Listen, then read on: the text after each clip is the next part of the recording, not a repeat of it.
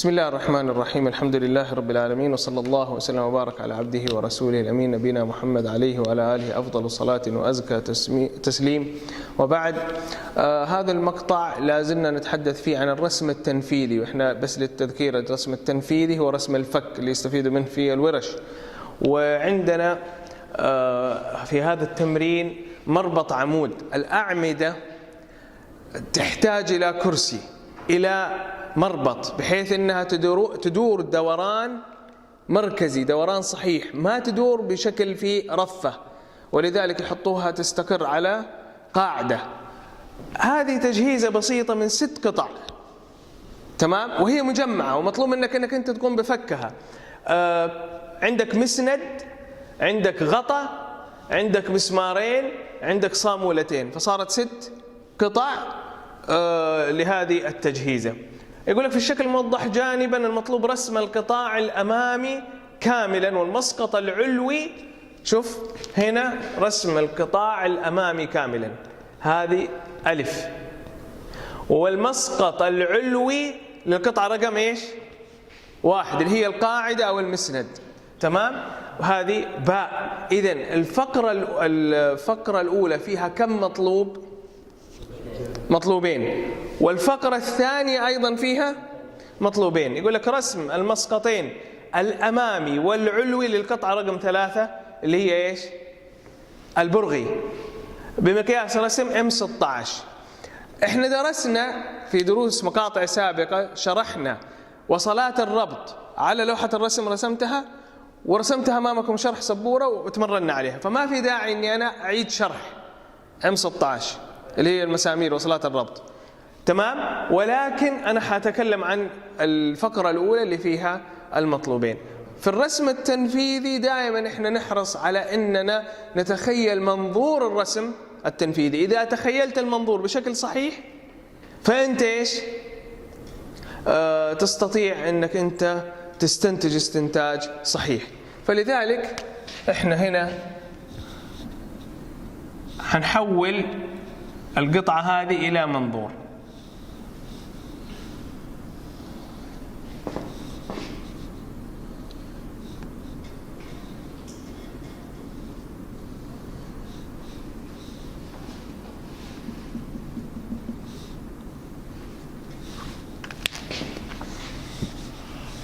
خليه بلون ثاني أفضل بحيث يكون أوضح.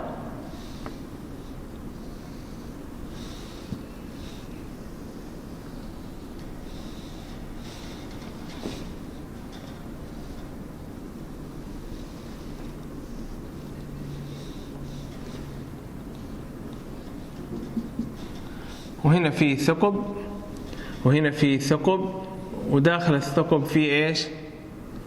تجاويف، وهنا كذلك في ثقب، تمام. التجاويف اللي هنا هي عبارة عن تخويش، لأنك تلاحظ انه في حفر بحيث يكون في مستقر لرأس ايش؟ المسمار، فما يكون ايش؟ بارز، تمام. طيب يعني ممكن أشبه لك بهذه الطريقة.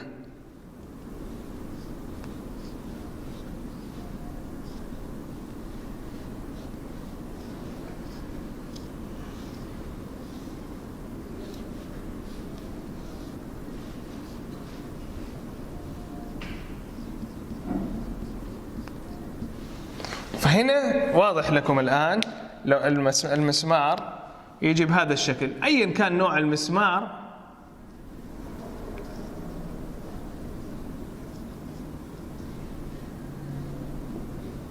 بس أنا أوضح لك المسمار عادي يمكن أوضح أو أقرب لتصورك. هذه فكرة التخويش، أنك تنزل السكينة تحفر ثقب، ثم بعد الثقب تقوم بعملية حفر لرأس المسمار بحيث أنه يكون دائما غاطس. هذه الفكرة اللي هنا، لذلك تجد دوائر، عدة دوائر. أما هنا ففي إيش؟ في قلووض. طيب حنشوف هنا الآن إيش حنقول؟ أمامي وعلوي. حتقول جيم 1 ألف، جيم 1 باء، تمام. جيم 1 ألف يقول لك القطاع الأمامي كاملا. الرسم التنفيذي يعني رسم مكشوف، ما في مجهود فكري كبير، التجميعي هو اللي فيه جهد معين. فهنا عندي هذا ما يتعلق بالقطعة، يقول لك رسم مقطع المسقط الأمامي مقطوع بهذا الشكل وبهذا الشكل،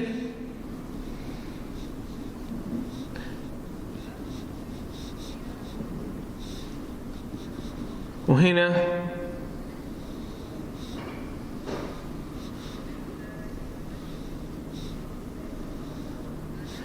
قلواض وهنا قلواض، تمام.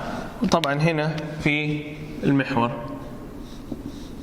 انها متناظرة متماثلة، وهذه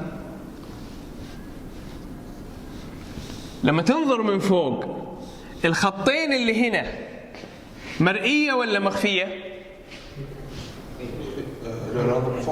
إذا نظرت من هنا فكيت القطع حتلاقيها مرئية. إذا متصلة ولا مقطع؟ متصل. إذا حترسمه هنا إيش؟ متصل.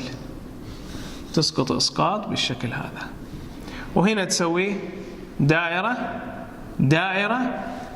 ومزيد توضيح هنحط هنا 3/4 دائرة 3/4 دائرة. تذكروا لما درسنا الثقب، تمثيل الثقب وتمثيل العمود، كنا نقول إذا كان ثقب مقلوض فأنا أخلي 3/4 دائرة من الخارج. تذكرون كل الكلام اللي درستوه في الهندسي والفني حيجتمع الآن في الرسومات التجميعية. فهنا سوينا 3/4 دائرة و3/4، إشارة إلى أنه هذا الثقب ما هو ثقب عادي، وإنما هو ثقب إيش؟ مقلوض. تمام؟ بهذا الشكل. يجيني طالب يقول لي ليش هنا كان في الرسمة هذه ليش كان متقطع؟ نحن فهمنا الآن إنه أول شيء كان الغطاء هذا موجود فوق القطعة فمغطي على الخطين اللي هنا. الغطاء هذا كان مغطي، لما أنظر من فوق غير لما أنظر بدون الغطاء. لما أنظر مع وجود الغطاء الخطين هذه مخفية فأرسمها متقطعة كما كان هنا.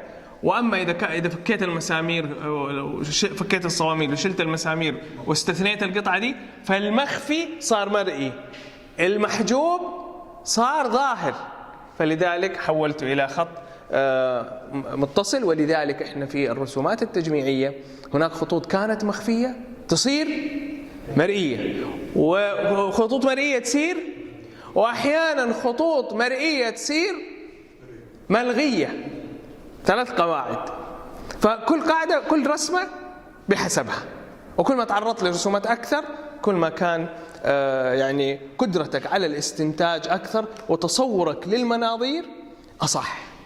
إذا كان عندكم سؤال فيما يتعلق طبعا بالمسمار، المسمار تفتح الجداول الفنية وترسمها زي ما إحنا شرحنا في مقاطع سابقة.